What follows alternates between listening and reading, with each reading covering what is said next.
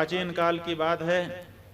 शेषशाही भगवान विष्णु शेषनाग की शैया पर लक्ष्मी जी से सेवित होकर के शयन कर रहे थे। उसी समय ब्रह्मा जी आ गए। भगवान से पूछने लगे, अरे आप कौन हैं और आप लेटे क्यों हैं?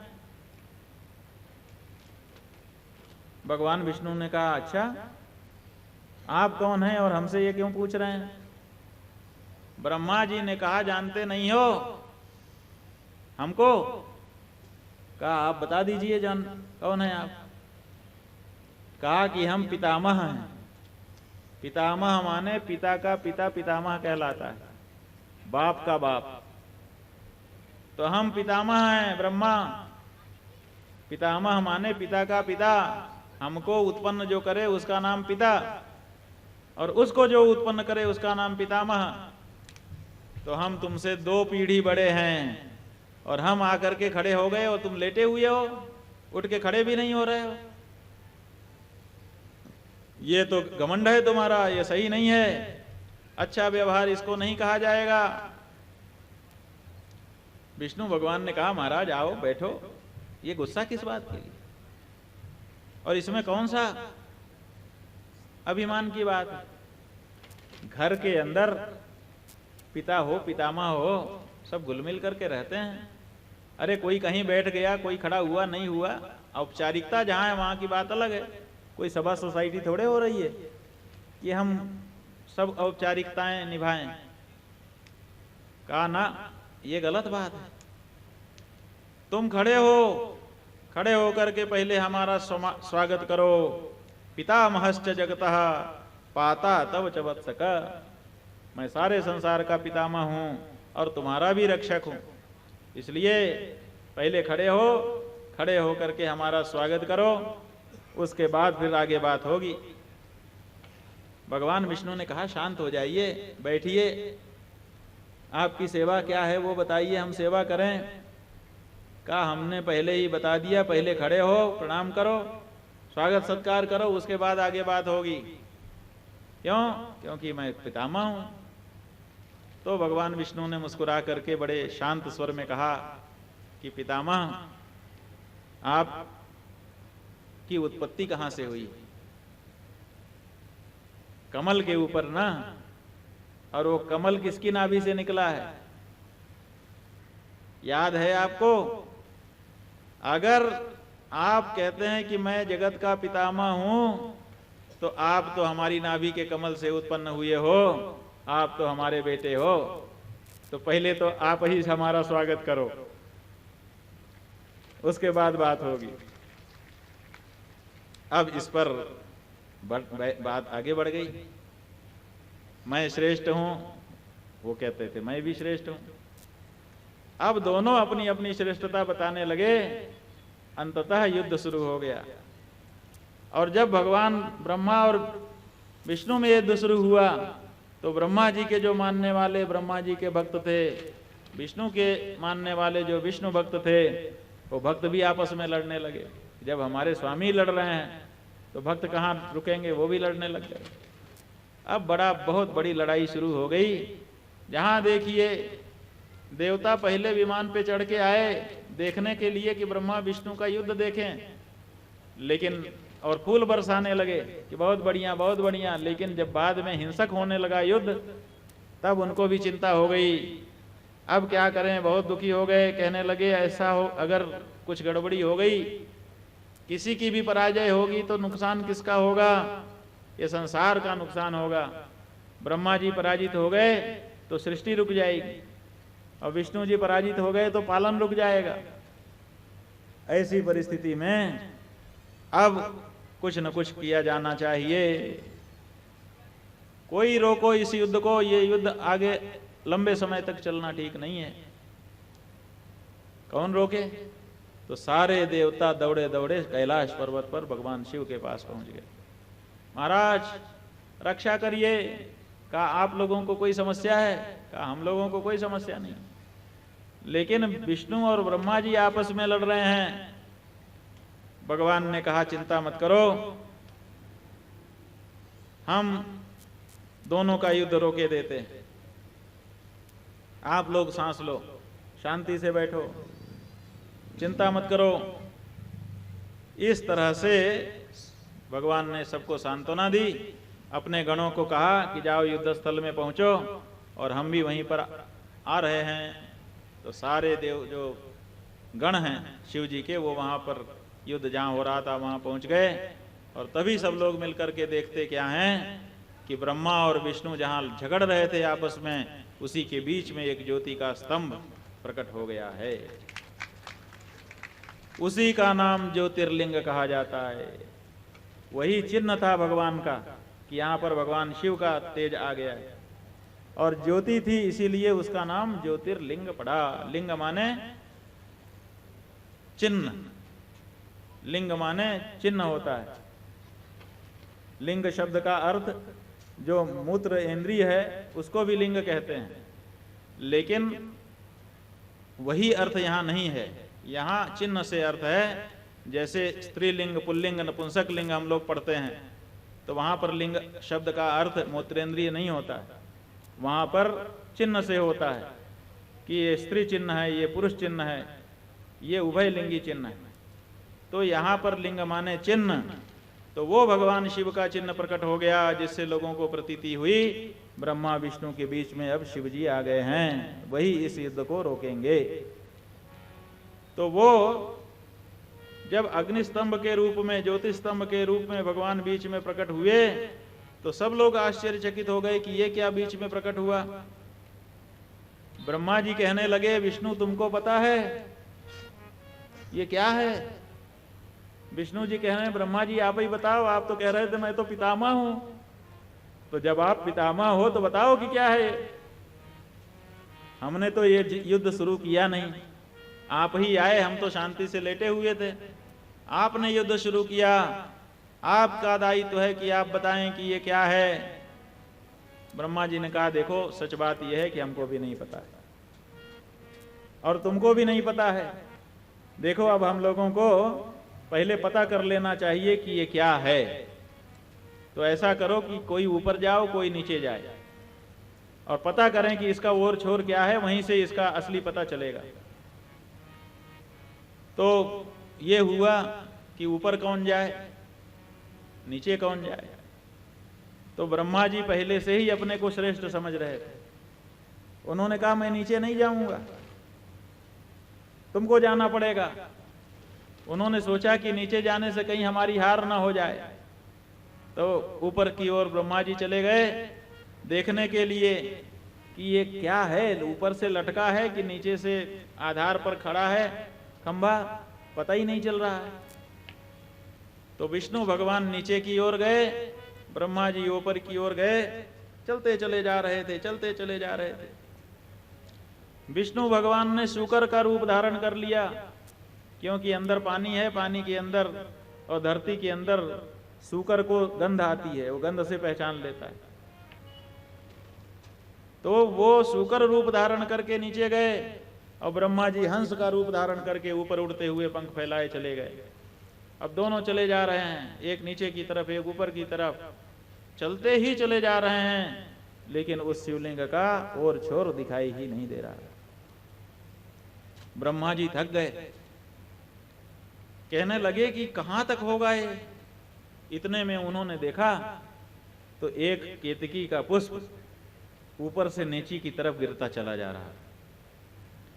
ददर्श केतकी पुष्पम किंचित विच्युतमद्भुतम। वो जो केतकी का पुष्प, केवड़े का पुष्प था, वो बड़ा दिव्य था, ऊपर से नीचे की ओर गिर रहा था। तो ब्रह्मा जी ने पूछा, अरे केतकी के पुष्प तुम कहां से गिर रहे हो? कहीं तो तुम रहे होगे जहां से अब गिर रहे हो, तो किसने तुमको धारण कर रखा था? और ये जो लिंग है ज्योतिर्लिंग, ये कहां तक का है, कुछ पता है तुमको? कहीं इसी के ऊपर तो तुम नहीं थे जहां से गिर रहे हो। वो जो फूल था उसने साफ साफ बता दिया, ना जी मैं तो कहीं बीच से ही गिर रहा हूं, इस ज्योति स्तंभ का और छोर मैंने नहीं देखा है, किसी बीच की जगह से ही मैं गिर रहा हूं और गिरता ही चला जा रहा हूं, जाने कब से गिर रहा हूं। और अभी जाने कहाँ तक गिरूंगा मुझे कुछ पता नहीं है, इसका तो ना तो मैं और जानता हूं ना तो छोर जानता हूं। आप महाराज आप कौन हैं और कहाँ चले जा रहे हैं ऊपर? कहा बेटा मैं ब्रह्मा हूं, इसी ज्योति स्तंभ का और छोर जानने के लिए जा रहा हूं। कहा मैंने तो जाना नहीं।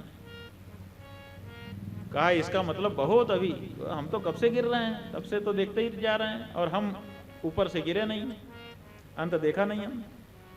तो ब्रह्मा जी ने कहा इसका मतलब कि और इसका अंत जानना मुश्किल है, यहीं से लौट चला जाए। लेकिन लौटने के पहले गवाह तैयार कर लिया जाए। तो उन्होंने केतकी पुष्प से कहा भाई देखो, जब निर्जन प्रदेश में कोई एक दूसरा मिल जाए तो उससे मित्रता कर लेनी चाहिए, क्योंकि एक से भले दो।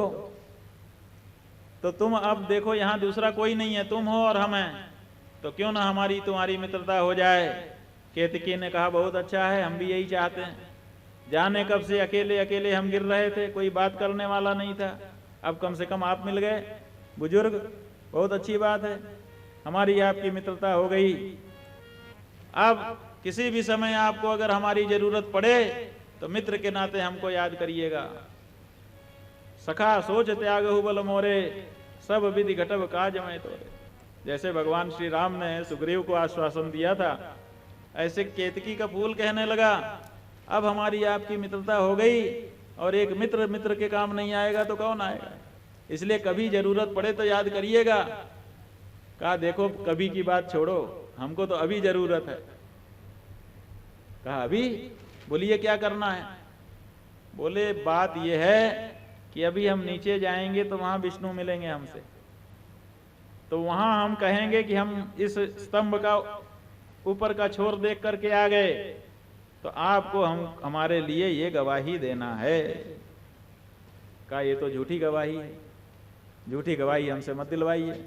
कहा तो बस हो गई मित्रता। अभी कहा कि जो काम हो बताइएगा, अब एक काम बताया तो मित्रता समाप्त, जाओ तुम अकेले ही गिरो। वो घबरा गया अकेलेपन से, कहा नहीं नहीं अब एक साथ मिला है, हम छोड़ना नहीं चाहते हैं, चलिए आप कहते हैं तो हम कह देंगे आपके कहने से। तो तय हो गया। अब ब्रह्मा जी और केतकी का पुष्प नीचे आ गए। वहां पर विष्णु जी उदास होकर के आकर के बैठे हुए थे, जहां से वो नीचे जाना शुरू किए थे, लौट के वो भी आ चुके थे, मुंह लटका करके बैठे थे। ब्रह्मा जी ने कब पूछा क्यों, दिख गया इसका आधार? कहा ना जी हम तो बहुत नीचे तक गए, लेकिन सच्ची बात यह है कि हमको इस लिंग का कोई आधार नहीं दिखाई दिया। आप तो ऊपर गए थे, आप तो छोर देख के आ गए होंगे। कहा बिल्कुल क्यों नहीं, हम तो छोर देख के आई हैं, और हमने छोर ही नहीं देखा, गवाह भी हमारे साथ है, देख पूछ लीजिए गवाही। भगवान विष्णु ने पूछा क्यों जी, आपने छोर देखने समय में ब्रह्मा जी को देखा? कहा जी मैं तो वहीं पर था और वहीं से इनके साथ चला आ रहा हूं, और आ थोड़े रहा था मैं, ये तो ब्रह्मा जी ने कहा हमको गवाही के लिए जरूरत है, चलो, नहीं तो हमसे इसी स्तंभ के ऊपर बैठे थे आराम से, हम तो वहीं रहते। ब्रह्मा जी की प्रार्थना पर हम गवाही के लिए आए हुए हैं। विष्णु जी ने कहा अच्छा, ओहो ब्रह्मा जी आप ही श्रेष्ठ हैं, आपने स्तंभ का एक छोर देख लिया। ब्रह्मा जी को बड़े आसन पर बैठाया, गंध पुष्प धूप दीप नैवेद्य लगा करके आरती करने लगे। षोडशोपचार पूजन भगवान ब्रह्मा का विष्णु जी करने लगे। कहा आप ही पूजनीय हैं संसार में, मान लिया मैंने आप ही श्रेष्ठ हैं, मैं झुक गया। तो ब्रह्मा जी की पूजा होने लगी। ब्रह्मा जी बड़े आसन पर बैठ करके तन करके पूजा स्वीकार कर रहे थे। इतने में ही देखते क्या है कि वो ज्योति स्तंभ जो था, उसी ज्योति स्तंभ में से भगवान शिव साक्षात प्रकट हो गए। विधिम प्रहर्तुम षटभग्निलिंगतः स ईश्वरस्तत्र बभूव साकृतिः समुत्थित स्वामी विलोकनात् पुनः प्रकंब पाणि परिगृह्य तत्पदम।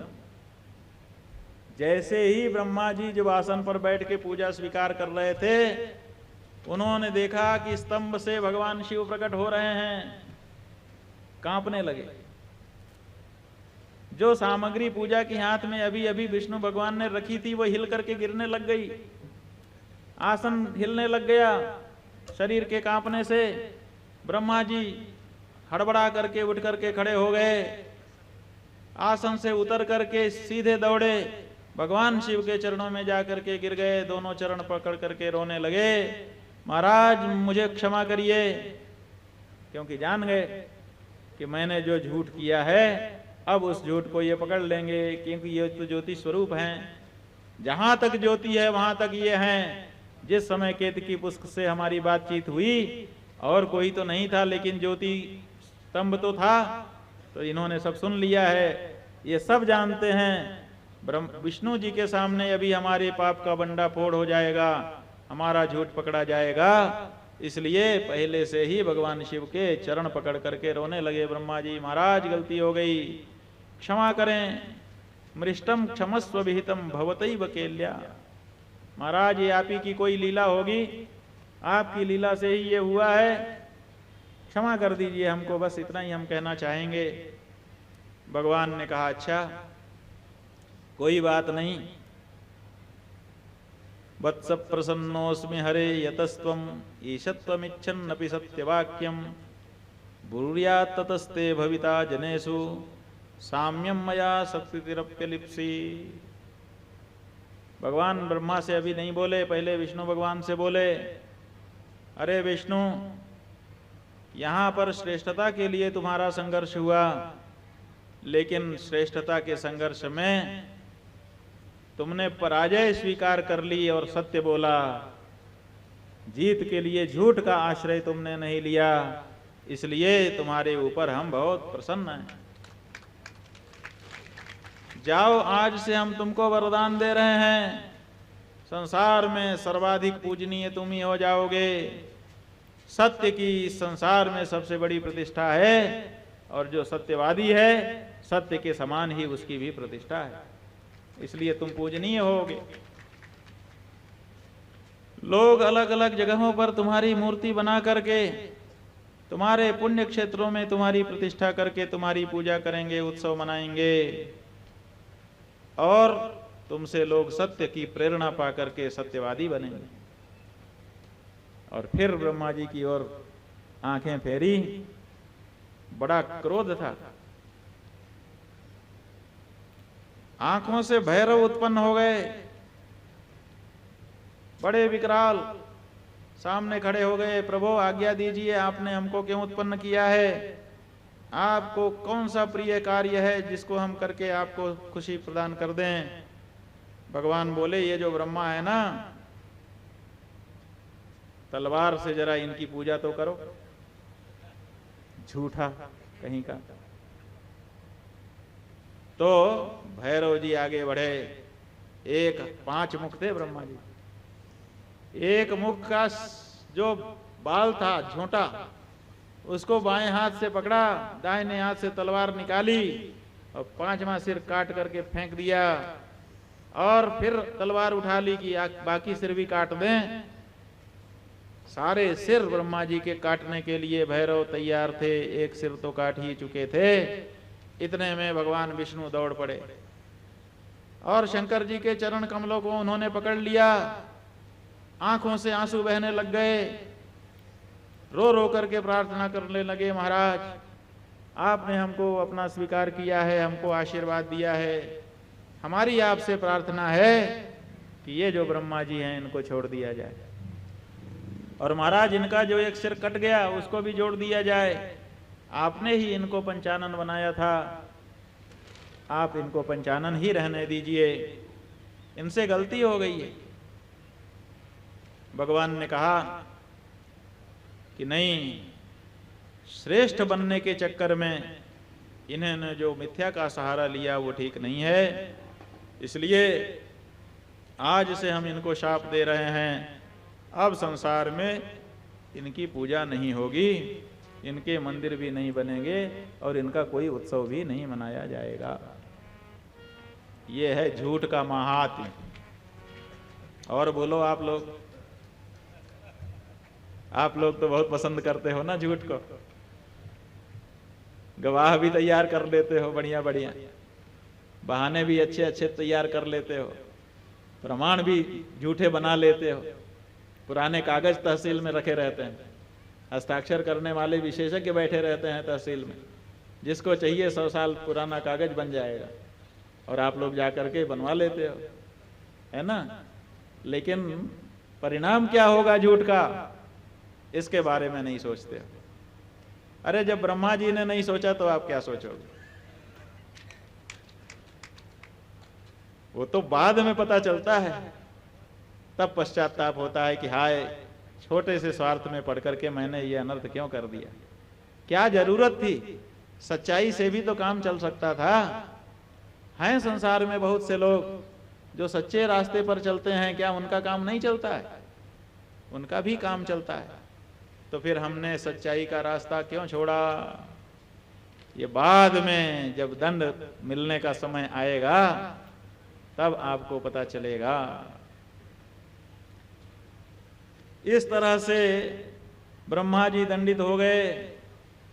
ब्रह्मा जी दौड़ पड़े, कटे हुए माथे से भगवान के चरणों में गिर पड़े, कहने लगे महाराज ये मेरा जो सिर कट गया ना, मैं समझता हूं अच्छा ही हुआ। क्यों? क्योंकि कम से कम आपके चरणों में गिरने का मुझे मौका तो मिला, अन्यथा मैं तो इतना अहंकारी हो गया था कि किसी के सामने झुकने में मुझे संकोच होने लग गया था। आज मेरे एक सिर के कट जाने से अब मुझे लगता है कि अगर झुकेगा नहीं तो कट जाएगा, इसलिए झुकना भी जरूरी है। सब जगह मत झुको, लेकिन झुकने की भी कुछ जगह होती है। कुछ लोग आपको झुकते हैं तो आपको भी कुछ जगह ऐसी बनाए रखनी चाहिए जहां झुकने में आपको प्रसन्नता हो सके।